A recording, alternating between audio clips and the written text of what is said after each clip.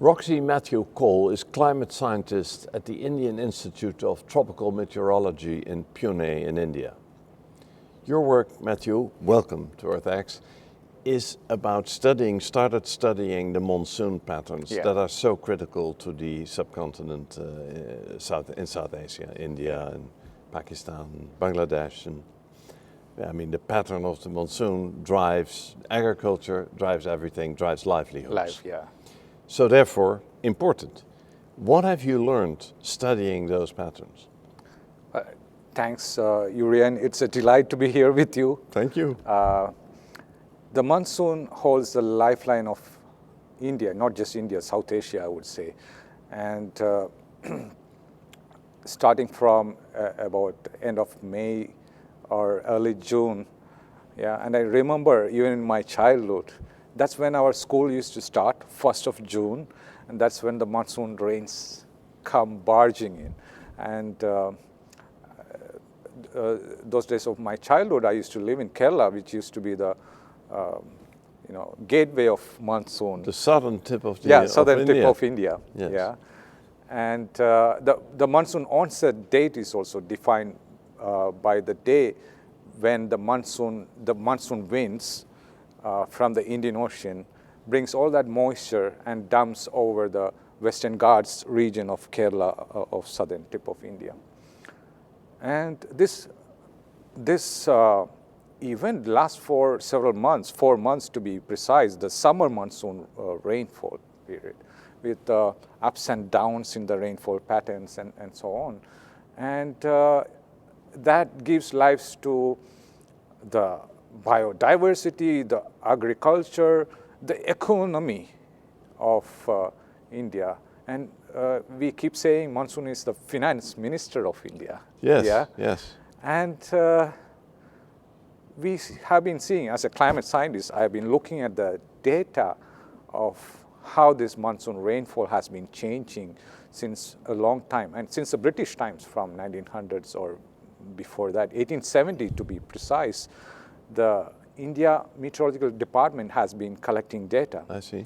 And now we have daily data of rainfall from across the country from 1900 onwards. And what we see with this data is that since 1950s, there is a very detectable, significant change in monsoon patterns. And one clear change is that now we are having long dry periods, intermittent with short spells of heavy rains. And this is affecting the water security of the country. So there is deficits and droughts across the country and through the season. At the same time, heavy rains.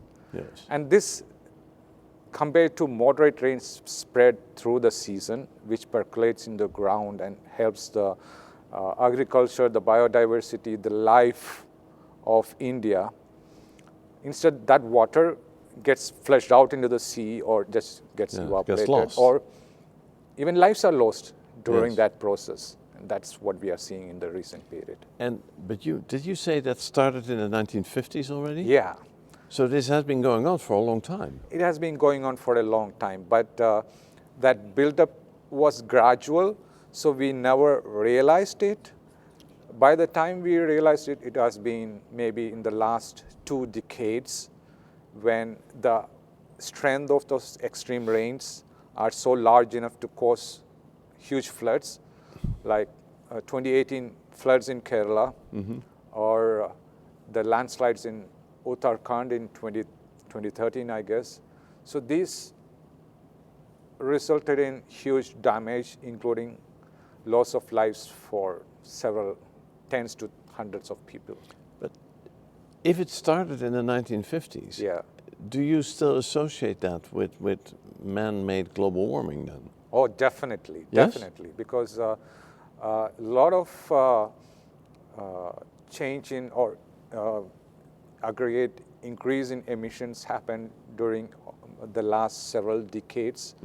So along with that, we see a consistent rise in the weather and climatic changes, particularly in monsoon, in the temperatures, and other kind of extreme weather events, including tropical cyclones in India. And I would say India is like the poster child of climate change, because you would see on all three sides, it's covered by the sea, by the ocean, which is rapidly warming. And on the north, you have the Himalayas, which is where the ice and the glaciers are melting. We call it the third pole, actually, where the glaciers are melting and retreating at a fast pace. And this is water coming down and water coming up. Exactly. Yeah. And this is, we have to realize that this is a tropics, where the energy is at the highest, and the increase in the energetics is also high. So the weather systems are faster moving right now compared to earlier. So, and these are short, fast moving weather systems where the predictability is lower. So we cannot anticipate that, several days in advance, like in Europe or in North America. So we are less prepared for this kind of increase in events, tropical weather events in the country. So with all this insight, there is a big problem that probably gets worse if you follow your trends. It is getting worse, not probably. Okay, well, yes, you can monitor that, so you know that. Yeah. There is, worldwide we're trying to work on a solution, or on solutions, but that will take maybe decades to see any results, right? So what can India do in the meantime? Yeah. Have you thought about that? That's a good question. So there are two ways to go about these climatic changes. One is climate mitigation, which you all know, reduce emissions, but that is beyond the scope of individual state or even a country like India. We need that global consensus. Even with global consensus, we need all these countries to reduce emissions, including US, Europe, and Japan, Russia, and India as well, India and China as well. And that's not happening. And not probably, we see high chances, very high chances of that not only that these have increased due to human emissions, human-induced carbon emissions, but also they are going to go up. Extreme rainfall events and heat waves and cyclones for India is going to intensify in frequency, duration, and the area they're covered by.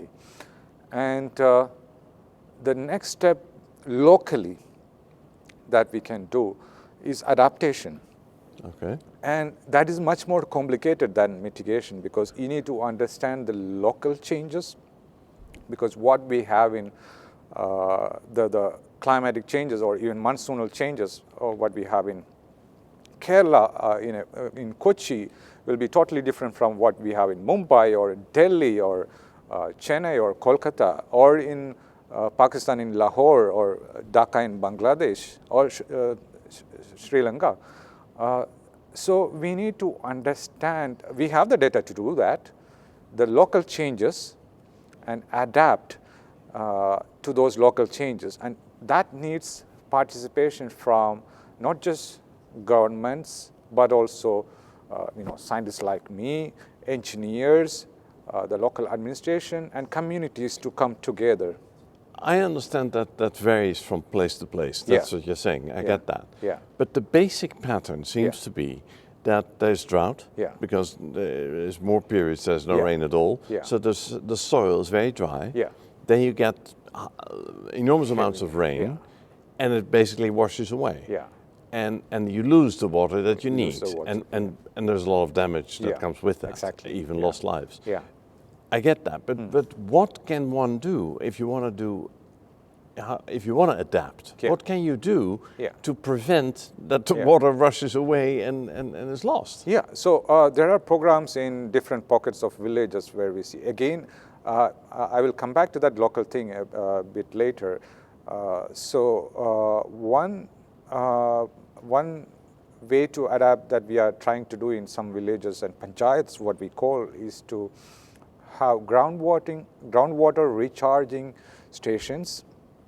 So, and this at household level itself. So from the roofs, the water gets trickled down through chains or through pipes to the ground, and percolate into the ground. It is filtered and it's inclined towards the wells. Many of our houses have wells, or that society or communities have wells. So this is guided towards the wells after filtering, so that the water percolates into the ground, recharges, replenishes the water, and also fills in the well, compared to rainwater harvesting, which many people have been doing conventionally.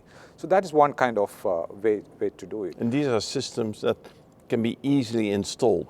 Definitely. It's cheap.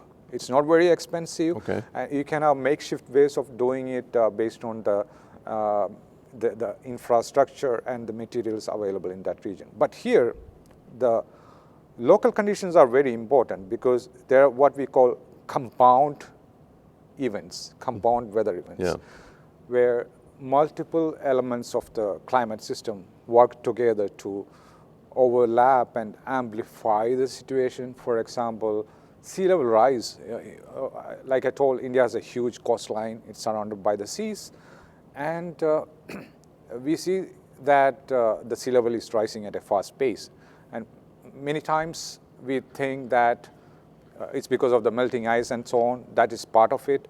But because this Indian Ocean is warming at a rapid pace, the volume of water is also expanding. So half of the sea level expansion across India's coastline is due to what we call the thermospheric expansion of seawater. I see. So this adds up to encroachment of water, and this is saline water, salt water intrusion, along with the sea expanding into the land. So for every, we say the sea level expansion is about 3 centimeters per decade, which appears to be very small, but if you consider the slope of the land and so on, it's about 17 meters per decade of land taken by the sea. And that is increasing much more. So you have the sea level expansion, and on top of that, occasionally we have these cyclones, or what we call hurricanes in the US, pushing a lot of water again when they come. And that can be about 4 to 8 meters high waves, pushing all that salt water again onto the land. And all this overlaps. Sometimes we have a high tide as well. So sea level rise increasing year by year, decade by decade. Then the storm surges from the cyclones, and a high tide pushing the water above. So there are prolonged floods, coastal floods, along regions like Kerala, Karnataka, Maharashtra, or even the East Coast, Bangladesh coast, which amplifies the situation, the water security situation, along with the changes in the monsoon that we see.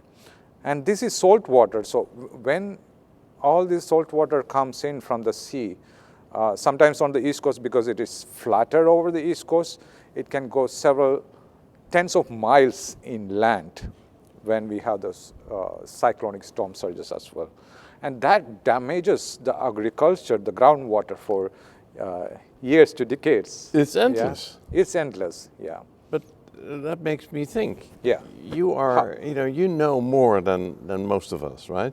Yeah. And this is what you do. Fortunately or unfortunately, yeah. But I was going to say that sometimes it's better not to know. But you do know everything. Yeah. And how do you remain optimistic? Yeah, I think that information is golden. That helps if I can share that information, because it not just comes with the information on how it has changed, how it is changing, but also how it is going to change in the near future, in the next few decades. What kind of sea level rise is going to happen? What kind of extreme rains? How much is the heat and humidity going to increase, so that you can prepare your life, your infrastructure, but can farms. But it's overwhelming. It's overwhelming, but whatever information that you can, because I do a lot of climate modeling, which helps in understanding and providing data along with uncertainties. So we not only look at how it might change because of increasing carbon emissions, but also provide the range of uncertainty. So I'll give you just one example. Yeah, whether it's a flood due to monsoon rains or a flood due to sea level expansion and cyclonic storm surge, if you know how the flood line is changing, you can appropriate your house or your agriculture according to that to some extent. If you're building a lot of coastal express... So if you know the water is coming, yeah, then at least you can do something. Yeah, you can, according to the range, you can change that. There are a lot of coastal infrastructure, coastal expressways coming. And if you are building it based on only the past changes, that will be damaged in the next few years. But we are building that for the next 30, 40, or 50 years. Yeah, half a century, it has to last. And if that has to last that long, we need to know future flood line and the uncertainty range also. We should be prepared for the 1 in 100 year floods. So yeah, you are coming to the United States. Yeah. That's why we are talking to you. And you're also visiting Texas. Texas, yeah. That's a place where lots of people say global warming doesn't even exist. Uh-huh. And now what do you do?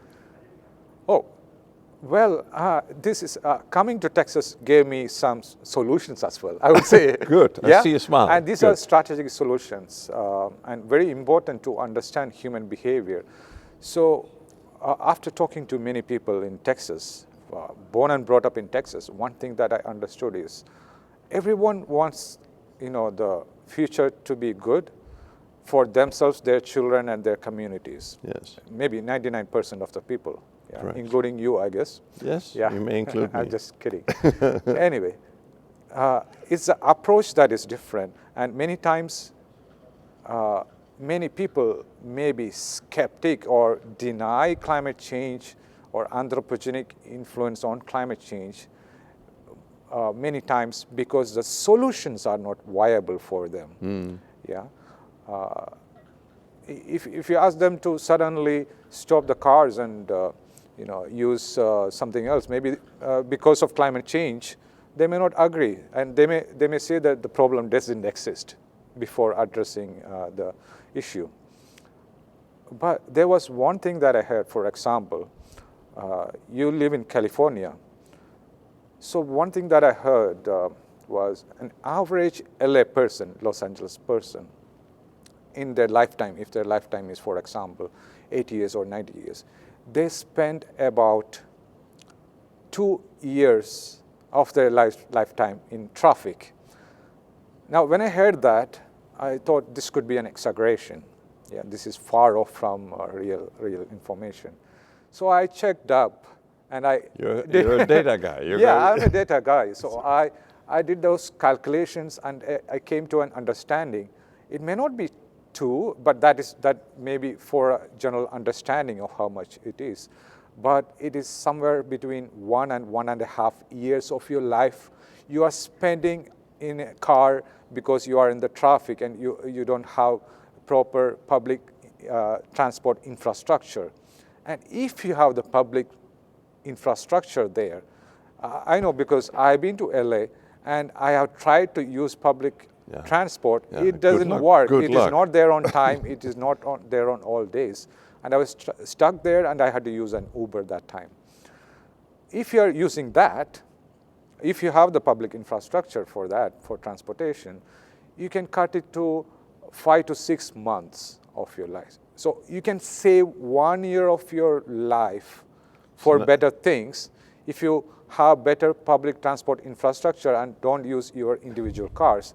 And that will help climate change as well. Yeah. I think you're looking for something that will speak to those people. Exactly. Yes. And this is a realization for me as well. Even as a climate scientist, I didn't realize that. Yeah. Because I face the similar kind of issues in my country. And if you say, okay, it is, somehow there is carbon emissions and it comes back to you as extreme weather events, people are not, especially in India, it's not a top priority, climate change, though it impacts them.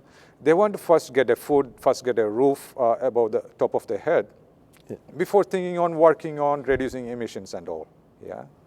It is so understandable. There's so many, I mean, you've given us many, many reasons why there's a problem and many angles. Yeah. Is there any place for hope for you that we can overcome all this?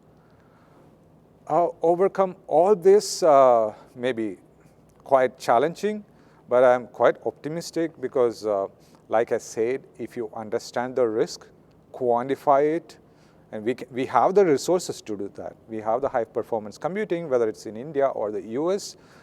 We have the data to do that, to understand and quantify the upcoming risks. We can adapt our infrastructure, our lives to be safeguarded, and we can definitely save lives. I have examples from my own place if you would like to hear. No, I want to hear what you think is, for you, the best news about the climate change situation. Best news is about people coming together, communities coming together to work for the common good. In an age where we are stuck up with too much of information, too much of electronic devices, I see people coming together for a common cause because it is affecting them, and they are talking to each other, and many new ideas also come up. And coming to Texas, I understand it also gave me an opportunity to think about how you can turn around climate change to opportunities by understanding those risks and building your climate resilience. So what I understand is, for every $1 you invest in climate resilience, you can get $5 to $10 in returns by saving from those avoidable losses. That's a good news. Thank you, Roxy Cole. Thank you very much, Jurriaan. I enjoyed talking with you.